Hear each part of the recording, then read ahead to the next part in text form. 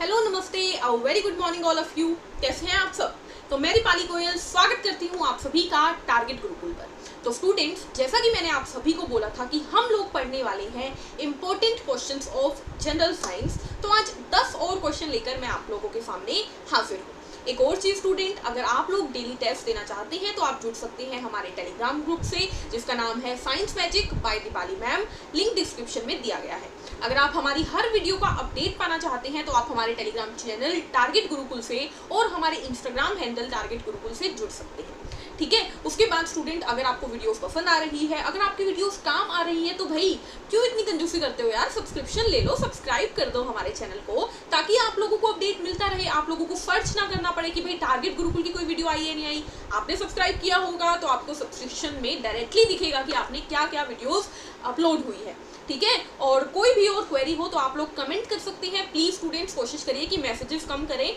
मेरे पास बहुत सारे टेलीग्राम मैसेजेस आ चुके हैं, मेरे पास इतना टाइम हो ही नहीं पाता कि मैं इतने मैसेजेस का रिप्लाई दे दूँ। तो ठीक है, आपको कोई दिक्कत आती है आप कमेंट में लिखो, अगर उसका आंसर कोई वीडियो में दे पाएंगे तो हम डेफिनेटली देंगे, नहीं तो एक ऐसी वीडियो बनाएंगे जिसमें सिर्फ आपके कमेंट्स के आंसर दिए जाएंगे। ठीक है। तो प्लीज डायरेक्ट मैसेज मुझे मत करो, या तो आप ग्रुप में बोलो, मुझे पर्सनल मैसेजेस मत करो टेलीग्राम पे स्टूडेंट, क्योंकि मैं रिप्लाई नहीं दे पाऊंगी, क्योंकि पूरा दिन टाइम नहीं होता है। ठीक है। चलिए आज की क्लास को शुरू करते हैं क्वेश्चंस के साथ। पहला क्वेश्चन आपको दिखाई दे रहा है क्या? पहला क्वेश्चन है, कार्य का मात्रक क्या है? Unit of work. वर्क क्या होता है भाई? कोई भी काम जब आप करते हो उसे वर्क कहते हैं। जैसे कि अभी आप पढ़ रहे हो, पढ़ना क्या है? काम। लेकिन फिजिक्स की भाषा में, भौतिकी में वर्क क्या होता है? भौतिकी में वर्क होता है जब आप कहीं पर बल लगाएं और उस बल से कोई ना कोई डिस्प्लेसमेंट हो। क्या मतलब है इस बात का? मतलब आप बल लगा रहे हो, पढ़ने में पूरा अपना दिमाग आपने लगा दिया, लेकिन आप हिल नहीं रहे हो थोड़ा सा भी। ठीक है। तो वो वर्क नहीं गिना जाता फिजिक्स में। यानी कि आप खड़े खड़े दीवार पे धक्का लगा रहे हो, धक्का लगा रहे हो, आप तो थक जाओगे धक्का लगा लगा के। लेकिन स्टूडेंट, अगर आपसे कोई पूछे आपने कितना कार्य किया, आप कहोगे हाय मैं तो 1 घंटे से दीवार को धक्का लगा रहा हूँ, ये हिली नहीं।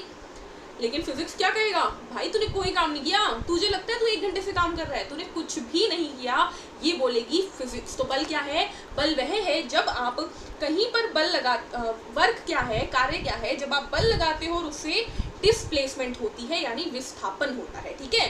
फोर्स गुना डिस्प्लेसमेंट। अब यूनिट पूछी है, तो यूनिट क्या होती है वर्क की स्टूडेंट? तो वर्क की यूनिट होती है जूल। क्या यूनिट होती है? जूल जो है वो वर्क की यूनिट होती है। इसे जे से लिखते हैं। किससे लिखते हैं? जे से लिखते हैं। ठीक है। कैसे निकली जूल? तो देखो, फोर्स की यूनिट मैंने आपको बताई थी न्यूटन, और डिस्टेंस की यूनिट यानी दूरी की यूनिट क्या होती है? मीटर। तो न्यूटन मीटर होती है कार्य की यूनिट, और न्यूटन मीटर को ही क्या कहते हैं? जूल कहते हैं। याद रखोगे ये बात, कार्य की इकाई जूल। अगला क्वेश्चन, ल्यूमेन किसका मात्रक होता है? तो ल्यूमेन किसका मात्रक होता है स्टूडेंट? ल्यूमिनस इंटेंसिटी का।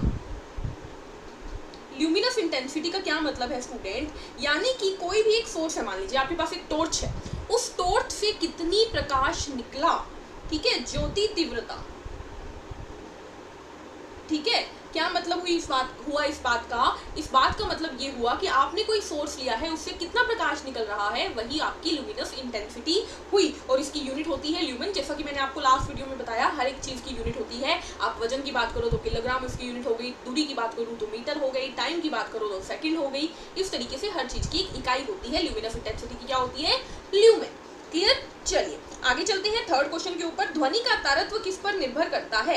यानी कि क्वेश्चन थोड़ा गलत लिखा हुआ है, यहाँ पे आना चाहिए तारत्व का मतलब होता है पिच। तो साउंड की pitch of sound depends upon, ये क्वेश्चन होना चाहिए था। तो पिच क्या होती है स्टूडेंट? देखो, आपको कोई आवाज सुनती है, आप क्या बोलोगे?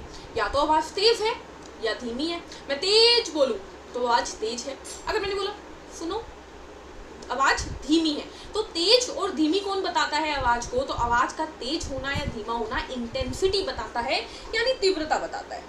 ठीक है। तीव्रता यानी इंटेंसिटी का क्या मतलब है? कि आपकी आवाज तेज है या धीमी। लेकिन अगर मैं बोलूं कि आपकी आवाज भारी है या पतली, ठीक है, यानी कि समझ रहे हो, आपकी आवाज भारी है, जैसे आदमियों की आवाज भारी होती है लेकिन लड़कियों की आवाज पतली होती है, तो आवाज का भारी होना या पतली होना किस पर निर्भर करता है? उसकी पिच पर निर्भर करता है। पिच क्या होता है? तारत्व होता है। और तारत्व किस पर निर्भर करता है? फ्रीक्वेंसी पर निर्भर करता है। यानी कि जो आप बोल रहे हो उस आवाज की फ्रीक्वेंसी क्या है, यानी आवृत्ति क्या है। तो आपको समझ में आ गया? बात समझ में आई? अगर कोई आपसे पूछ ले कि how do you get to know that a sound is thick और थिन, यानी कि आपको कैसा पता लगेगा एक आवाज मोटी है या पतली, तो आप बोलोगे इंटेंसिटी से पता लगेगा, यानी सॉरी पिच से पता लगेगा, यानी तारत्व से पता लगेगा। लेकिन कोई आपको बोल दे कि how do you know the sound is loud और डल, यानी कि आवाज जो है वो तेज है या धीमी, तो आप बोलोगे इंटेंसिटी यानी तीव्रता से पता लगेगा। क्लियर है ये बात? चलिए अगला क्वेश्चन देखते हैं। मनुष्य को ध्वनि कंपन की अनुभूति किस आवृत्ति सीमा में होती है? अब ध्यान से सुन लो, एक कंसेप्ट समझा रही हूँ, आगे के 3-4 क्वेश्चन डन हो जाएंगे। देखो ध्वनि होती है 3 प्रकार की, ध्वनि तरंगे होती है 3 प्रकार की। एक होती है स्टूडेंट, लिखते चलिए, ध्वनि तरंगे होती है 3 प्रकार की। कौन कौन सी? पहली होती है अपश्रव्य तरंगे, क्या होती है? इंफ्रासोनिक, इंफ्रासोनिक यानी कि अपश्रव्य तरंगे। दूसरी होती है ऑडिबल यानी कि श्रव्य तरंगे, और तीसरी होती है अल्ट्रासोनिक। अल्ट्रासाउंड के बारे में सुना है? अल्ट्रासाउंड वही वाला, पराश्रव्य। तो ध्वनि की तरंगे हैं 3 प्रकार की। कौन कौन सी? अपश्रव्य, श्रव्य और पराश्रव्य। ठीक है, अपश्रव्य जो होती है स्टूडेंट, इसकी फ्रीक्वेंसी होती है 20 हर्ट्ज से कम। 20 हर्ट्ज से कम वाली ध्वनि को इंफ्रासोनिक कहते हैं। ये बहुत ही धीमी होती है, भूकंप में से निकलती है ये। ठीक है, जब अर्थक्वेक आता है तो इंफ्रासोनिक वेव निकलती है, यानी कि इतनी धीमी आवाज की किसी को सुनती नहीं। ठीक है, उसके बाद ऑडिबल की बात करें तो ऑडिबल होती है 20 हर्ट्ज से लेकर 20,000 हर्ट्ज जितनी। ठीक है, 20 से लेकर 20,000 ऑडिबल जो हमें सुनाई देती है, जो हम बोलते हैं, हम जो आवाज बोलते हैं वो 20 से 20,000 के बीच में होती है। ठीक है, जो हमें सुनाई दे, दुनिया में जितनी भी आवाज है आपको या मुझे सुनाई दे रही है वो ऑडिबल है, यानी कि वो 20 से 20,000 के बीच में है। और अल्ट्रासोनिक होती है 20,000 से भी ज्यादा, 20,000 से भी ज्यादा, कि इतनी तेज कि आपको भी नहीं सुनाई देगी, मुझे भी सुनाई नहीं देगी।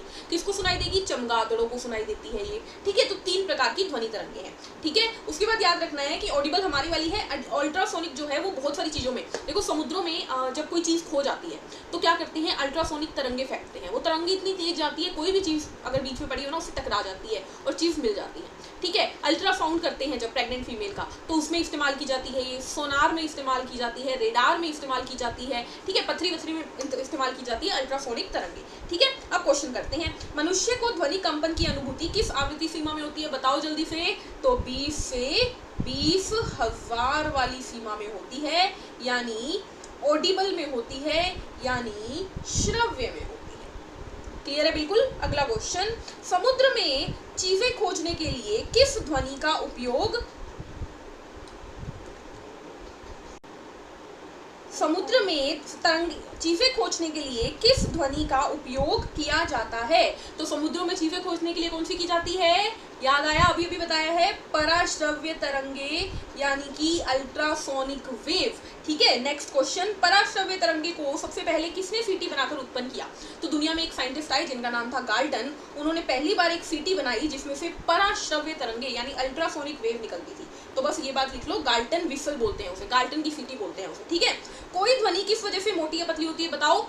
आवाज का मोटा होना या पतला होना किस पर निर्भर करता है? बिल्कुल सही, तारत्व पर। अभी अभी देख के आए थे, पिच के ऊपर। ठीक है, आज की क्लास में मैंने आपको 2 चैप्टर साउंड और वेव कंप्लीटली अंडरस्टैंड करवा दिए हैं, समझ रहे हो? क्वेश्चन नंबर 8, एक व्यक्ति को अपनी प्रतिद्वंदी सुनने के लिए परावर्तक तल से कितनी दूरी पर खड़ा होना चाहिए? यानी कि आपने सुना कई बार हम कुछ चीखते हैं और वो चीज दोबारा से हमें सुनाई देती है, ऐसा देखा है आपने? तो ऐसी जो चीज होती है स्टूडेंट, अगर मैं वो आवाज सुनना चाहती हूँ तो मुझे कितना दूर होना चाहिए अपने डिस्टेंस से? यानी कि ये कोई सरफेस है जिससे आवाज टकरा के आ रही है, ये मुझसे कितना दूर हो कि मेरी आवाज मुझे दोबारा सुनाई दे। ठीक है, तो याद रखिएगा ये होनी चाहिए 16.6 मीटर दूरी पर। और ये क्वेश्चन है इम्पोर्टेंट, और लगभग कई बार ऑप्शन में 17 मीटर ऑप्शन में दिया होता है, तो 17 को टिक कर दीजिएगा, 16.6 या 17 आसपास है इसीलिए। ठीक है, समझ में आ गया? एक ऑब्जेक्ट से हमें 16.6 मीटर की दूरी पे होना पड़ेगा अगर हम अपनी प्रतिध्वनि सुनना चाहते हैं, तो अपनी आवाज को दोबारा सुनना चाहते हैं। तो क्वेश्चन नंबर 9 हमारे पास क्या है स्टूडेंट? कौन सी तरंगे निर्वात में नहीं चलती? तो निर्वात में, वैक्यूम में कौन नहीं चलता? साउंड नहीं चलता। अब मैं यहाँ पे क्लियर कर दूं, साउंड वेव यानी ध्वनि तरंगे। अब पहला क्वेश्चन तो मैम, निर्वात क्या होता है?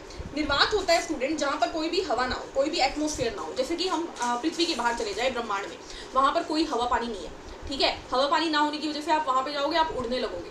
ठीक है, अब आप चंद्रमा पे खड़े होके ना अपने दोस्त से बातें करो, ठीक है, या फिर मैं खड़ी हूँ और आप खड़े हो चंद्रमा पे, मैं आपको कुछ समझा रही हूँ, आपको लगेगा ले पागल, मुंह से आवाज़ तो निकल नहीं रही, बोले जा रहे हैं, ऐसा ही लगेगा। पता है क्यों? क्योंकि वहां पर कोई एटमॉस्फेयर ही नहीं है। और ध्वनि को चलने के लिए ध्वनि क्या करती है, देखो मेरे मुंह के आगे जितने भी कण है ना, उनको अपनी साउंड की वाइब्रेशन देती है, फिर वो आगे आगे आगे करके मेरे माइक तक जा रहे हैं, ठीक है, और फिर माइक से आपके पास वो साउंड एनर्जी से इलेक्ट्रिकल एनर्जी बन के और फिर आपके पास साउंड एनर्जी बन के पहुंच रहे हैं। तो ध्वनि जो है वो कणों के वाइब्रेशन से ट्रेवल करती है, लेकिन पृथ्वी के बाहर तो कण ही नहीं है, तो ध्वनि वहां पे वाइब्रेशन नहीं करेगी। इसीलिए पृथ्वी के बाहर इतने बड़े बड़े विस्फोट होते हैं, इतने बड़े मेटेओर टूटते हैं, कॉमेट्स गिरते हैं, कभी हमें कोई आवाज सुनाई देती है? नहीं देती, क्योंकि ध्वनि वैक्यूम से ट्रेवल नहीं करती। जबकि प्रकाश, अब सन कहाँ पे है, सूरज कहाँ पे है? पृथ्वी के बाहर ब्रह्मांड में। प्रकाश तो हम तक पहुंचता है, क्यों? क्योंकि लाइट जो होती है वो वैक्यूम में भी ट्रेवल करती है, यानी लाइट को ट्रेवल करने के लिए कोई मीडियम की आवश्यकता नहीं है। क्लियर है? चलिए अगला क्वेश्चन, प्रकाश तरंगे किस प्रकार की तरंगे हैं? तो आपको यहीं पर दिख गया। प्रकाश तरंगे कैसी होती है स्टूडेंट? प्रकाश तरंगों को बोलते हैं इलेक्ट्रोमैग्नेटिक वेव। क्या बोलते हैं? इलेक्ट्रोमैग्नेटिक वेव, यानी कि विद्युत चुंबकीय तरंग। ऐसा क्यों स्टूडेंट? ऐसा क्यों स्टूडेंट? क्योंकि एक तो इसको माध्यम चाहिए और ये ट्रांसवर्स होती है, ठीक है, अनुप्रस्थ होती है। क्लियर? तो इसीलिए प्रकाश तरंगे कैसी होती है? प्रकाश तरंगे इलेक्ट्रोमैग्नेटिक वेव होती है, जैसे एक्सरे हो गई, गामा रे हो गई, ठीक है, शॉर्ट रेडियो वेव हो गई, यूवी रेज हो गई, विजिबल रेज हो गई, ये सब इलेक्ट्रोमैग्नेटिक वेव होती है। ठीक है, तो इसी के साथ आज की क्लास को यहीं पे खत्म करेंगे। मिलेंगे नेक्स्ट सेशन में आगे के 10 क्वेश्चन के साथ।